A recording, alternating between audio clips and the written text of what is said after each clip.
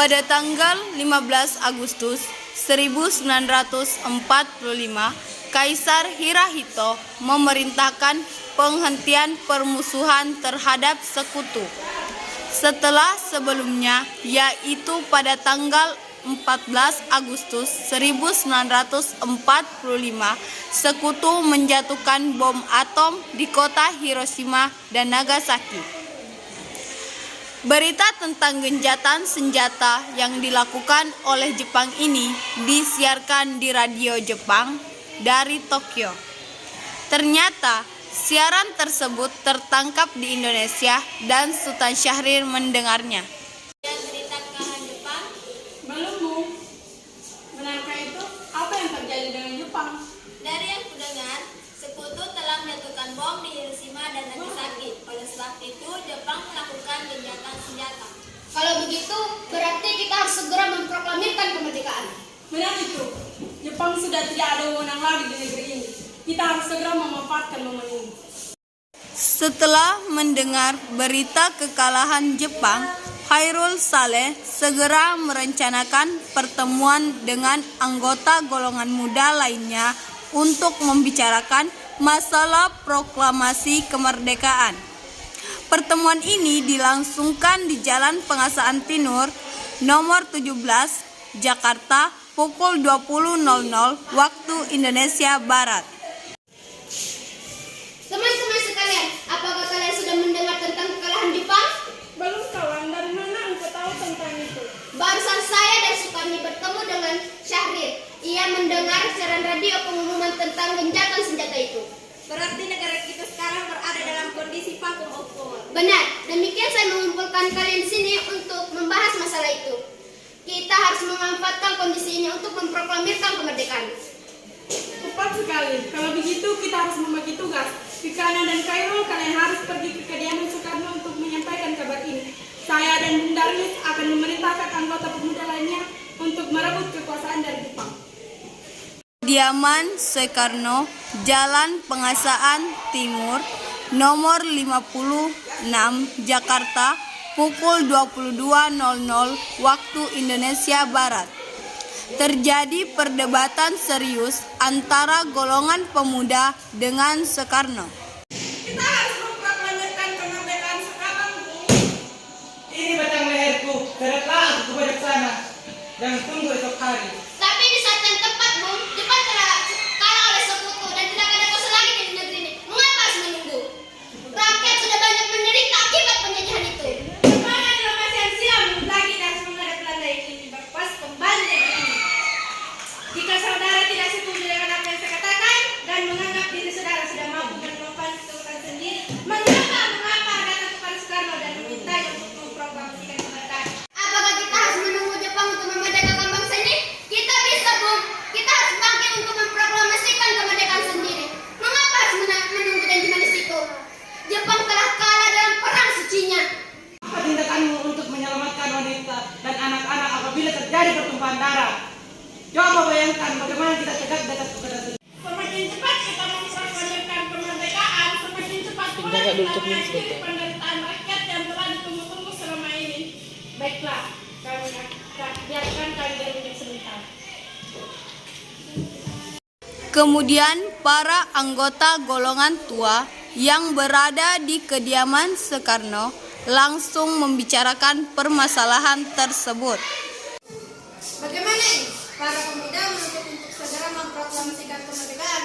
Kita tidak boleh gegabah, Bu. Kita butuh waktu untuk mempersiapkan semua ini agar tidak ada kejadian kita tidak inginkan. Saya setuju. Menurut saya yang terpenting sekarang adalah menghadapi sekutu yang berniat menguasai negeri ini kembali. Bagaimana jika rencana kemerdekaan kita bahas lagi di sidang PPKI 18 Agustus mendatang? Lalu bagaimana pendapat golongan muda? Apakah kita abaikan saja?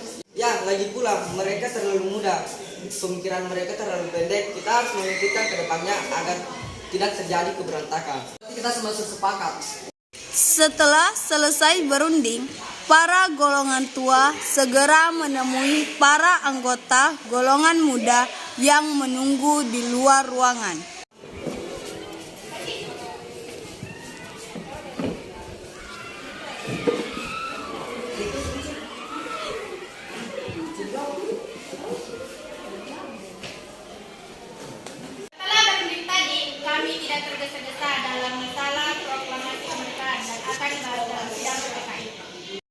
Dengan berat hati mendengar keputusan tersebut, para pemuda pun meninggalkan kediaman Soekarno. Tetapi mereka tidak putus asa. Mereka pun menyusun strategi bagaimana membujuk Soekarno dan Muhammad Hatta untuk memproklamasikan kemerdekaan sesegera mungkin. Akhirnya mereka memutuskan untuk mengasingkan kedua tokoh itu ke Rengas Dengklok agar terhindar dari desakan pemuda dan pengaruh Jepang di Jakarta. Tanggal 16 Agustus 1945 pukul 4.00 waktu Indonesia Barat, kediaman Soekarno. Assalamualaikum. Waalaikumsalam. Ada apa saudara datang pagi ini? Kami bermaksud membawa Anda dan Bung Karno ikut kami ke tempat pengasinan. Apa Anda maksudkan? Ya, kami datang ke sini untuk membawa kalian untuk diasingkan agar terhindar dari bentrok antara rakyat dan Jepang. Sebaiknya Ibu Fatmawati dan anak Anda ikut, Bung, agar kami dapat menjamin keselamatan mereka. Baiklah, saya akan mengajak istri dan anak saya. Hilangnya Soekarno dan Muhammad Hatta secara misterius pagi itu menimbulkan kepanikan di kalangan pemimpin di Jakarta. Peristiwa ini baru diketahui oleh Mr. Ahmad Subarjo pukul 8.00 pagi.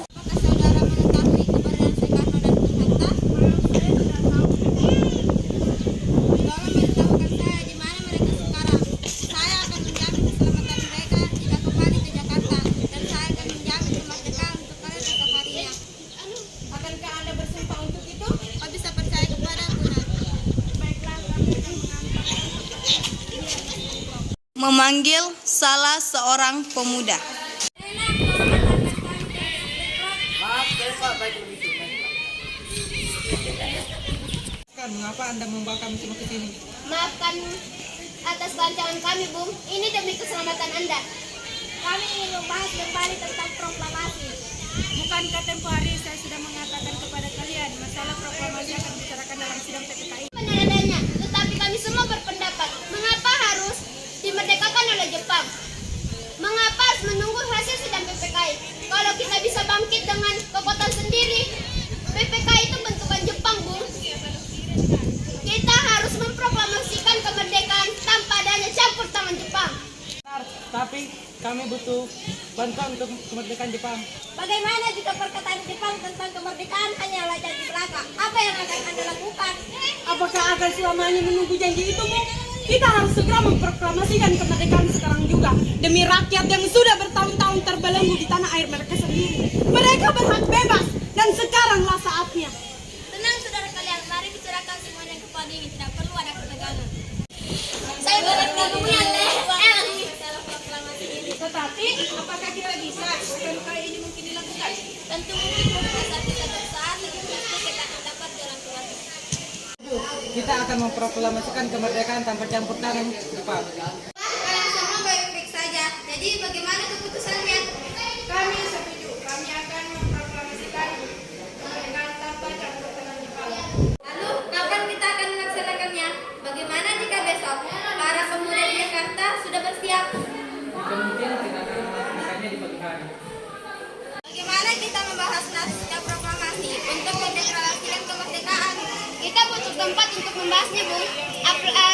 Hari sudah malam dan Jepang tidak akan mengizinkan kita untuk melakukan kegiatan sekarang. Apalagi jika mereka tahu kita akan membahas rencana tentang proklamasi. Saya punya ide, bagaimana kita meminjam rumah bendera Jepang atas nama Medan.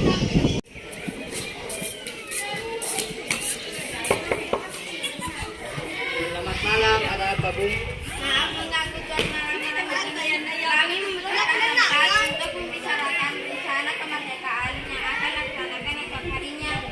Benarkah itu? Kalau begitu masuklah. Saya sudah bergembira mendengar kabar ini. Silakan gunakan bahan yang kalian butuhkan. Terima kasih Pak Perwira.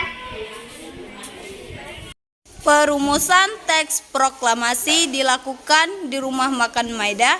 3 eksponen pemuda yaitu Sukarni, Sudiro, dan BM Dia menyaksikan Soekarno Muhammad Hatta, dan Mr. Ahmad Soebarjo membahas perumusan naskah proklamasi. Acara perumusan naskah proklamasi berjalan lancar. Tidak ditemukan kesulitan untuk menemukan rumusan yang tepat. Sebagai hasil pembicaraan mereka bertiga, diperolehlah rumusan yang ditulis tangan oleh Soekarno. Pada tanggal 17 Agustus 1945, pukul 4.00 waktu Indonesia Barat, dibacakanlah rumusan naskah proklamasi untuk yang pertama kalinya di depan para hadirin yang berada di Rumah Maida, yang langsung disetujui.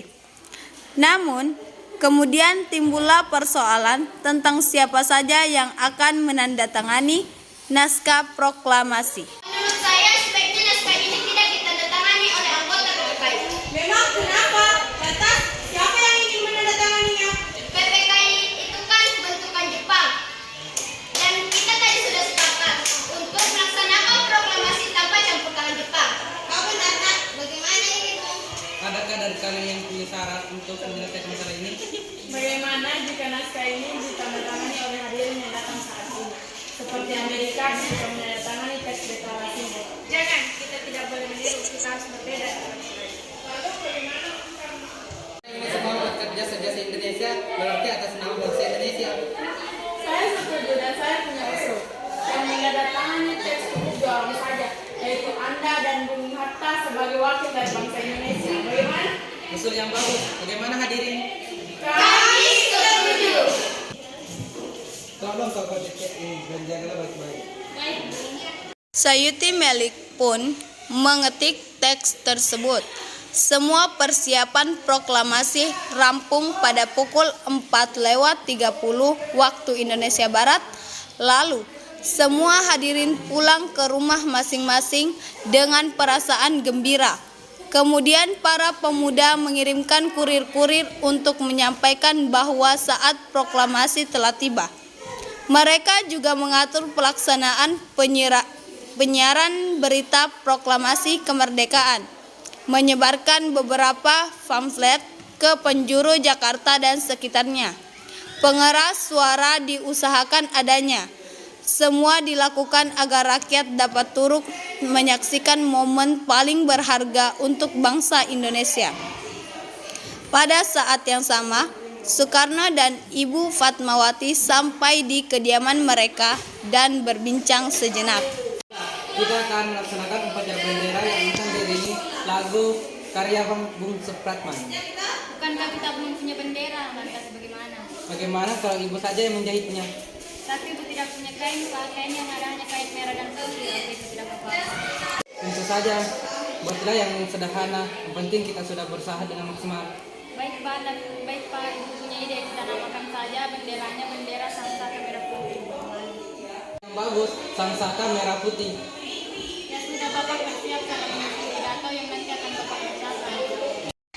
Hari Jumat pada tanggal 17 Agustus 1945 pukul 10.00 waktu Indonesia Barat di Jalan Pengasaan Timur nomor 56 dilangsungkan proklamasi kemerdekaan Indonesia. Sesaat sebelum upacara dimulai, Tolong kau kibarkan bendera ini sebagai tanda kejayaan Indonesia. Baik, Bung. Saya akan menyuruh anak didik saya untuk mengibarkannya. Jagalah bendera ini baik-baik. Kalian percayakan untuk mengibarkannya. Siap, Komandan. Kami tidak akan mengecewakan kalian. tiba saatnya upacara proklamasi kemerdekaan Indonesia. Tokoh-tokoh pejuang Indonesia telah hadir di lokasi, di antaranya yaitu Mr. A.A. Maramis, HOS Cokro Aminoto, Otto Iskandar Dinata, Ki Hajar Dewantara, M. Tabrani, dan lain-lain. Suasana menjadi sangat hening. Soekarno dan Hatta dipersilakan maju beberapa langkah dari tempatnya semula. Soekarno mendekati mikrofon. Dengan suaranya yang lantang dan mantap, Soekarno pun membacakan pidato pendahuluan sebelum beliau membacakan teks proklamasi. Saudara-saudara sekalian, saya telah minta saudara hadir di sini untuk menyaksikan peristiwa maha penting dalam sejarah bangsa kita. Berpuluh-puluh tahun kita bangsa Indonesia telah berjuang untuk merdeka. Bahkan telah beratus-ratus tahun lamanya gelombang aksi kita tidak putus dalam berjuang untuk memerdekakan negeri ini. Kita jatuh bangun menyusun kekuatan untuk menggapai cita-cita Indonesia bebas dari penjajahan bangsa lain. Semalam kami para pemuka rakyat Indonesia dari berbagai penjuru bergabung untuk memusyawarahkan, dan permusyawaratan itu sekata berkata, inilah saatnya bagi kita untuk mengobarkan api revolusi kemerdekaan Indonesia.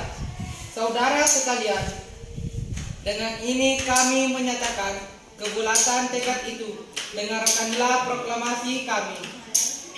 Proklamasi. Kami bangsa Indonesia dengan ini menyatakan kemerdekaan bangsa Indonesia. Hal-hal yang mengenai pemindahan kekuasaan dan lain-lain diselenggarakan dengan cara seksama dan dalam tempo yang sesingkat-singkatnya.